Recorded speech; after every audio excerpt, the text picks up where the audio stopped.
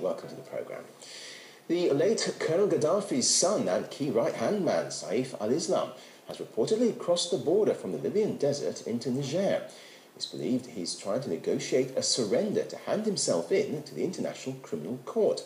If he does eventually stand trial, he could yet spill some of the secrets of the regime's murky dealings with the same governments that helped topple his father. RT's Ivor Bennett reports. To some, Muammar Gaddafi was a man who knew too much. Secrets which will, supposedly, be buried with him. I think that there were tremendous sighs of relief all over capitals in Western Europe. This is somebody who cut all sorts of deals, particularly with the French, but also the British and the Italians, and to a certain extent the Americans as well. I think they did not want him put on trial for any reason. And I am not in the slightest bit surprised that he was captured alive and he very quickly ended up dead. Gaddafi's return from diplomatic exile was spectacular. Hugs, handshakes and kisses from the heads of countries which denounced him.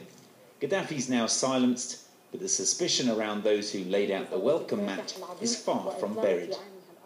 Gaddafi has gone to his grave taking his secrets with him, but the shadow that dealing with him has cast on Tony Blair's reputation, on Sarkozy and so on, won't go away. And precisely because of this uncertain situation, the suspicion will probably grow rather than shrink. So it may actually, ironically, lead to a situation where they can never, as it were, prove their innocence. Then British Prime Minister Tony Blair was instrumental in Gaddafi's rehabilitation, bringing him in from the cold in 2007. But Blair didn't leave empty-handed. Trade between them flourished, so did the cosy relationship. There were 6 more secret meetings after Blair left office, his people denying they were about releasing the Lockerbie bomber, Abdel Basset al-Megrahi, or Britain would lose its lucrative Libyan deals. I regret myself enormously that Gaddafi was butchered. He should have been sent to the International Criminal Court, put on trial and forced to answer questions for all the terrible things he did. And if it damaged either contemporary world leaders or previous regimes and leaders, tough. We need to know what is done in our name with bad people. Some details of the murky dealings have already emerged, claiming the reputation of one of Britain's leading universities. The London School of Economics agreed a contract with the Gaddafi regime worth over £2 million to educate hundreds of its future civil servants. The director here was forced to resign, and now the University of Tripoli is demanding the money back.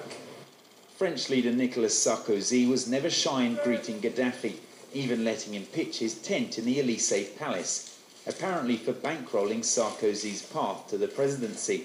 So says this man, the one who could still tell all. Sarkozy must give back the money he took from Libya to finance his electoral campaign. We funded it, and we have all the details, and are ready to reveal everything. Saif al-Islam, a Gaddafi son and key right-hand man, reportedly ready to surrender to the War Crimes Court. Saif is going to have a lot of information on that. I think it was Saif that Tony Blair intervened for him to help him get his dodgy PhD degree from the London School of Economics, when a lot of that degree apparently was plagiarized. So there's a lot of things that have gone on that Saif al-Gaddafi knows about.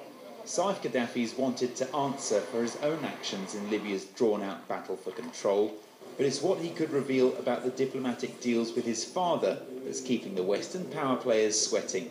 Ivor Bennett, RT, London. Libya's interim authorities will take on full responsibility for security in the country starting from next month. That's after the UN Security Council voted to end the no-fly zone there and halt NATO's campaign. We expect the NATO Council to act in accordance with this decision of the Security Council of the United Nations and to suspend its operation at midnight of October 31.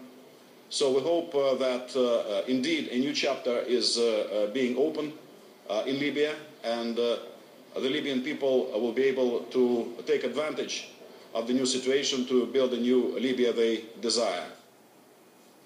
Well, the plan proposed by Russia comes after Colonel Gaddafi was killed last week near his hometown of Sirte. NATO, which has been operating in the country since March, has been accused of breaching the UN mandate. Its initial goal was to protect civilians, but many people died under the airstrikes. The end of the aerial campaign will mean more responsibility for Libya's leadership. They're tasked with rebuilding and restoring order in a country where much of the civilian population is armed. Admitting Greece to the Eurozone 10 years ago was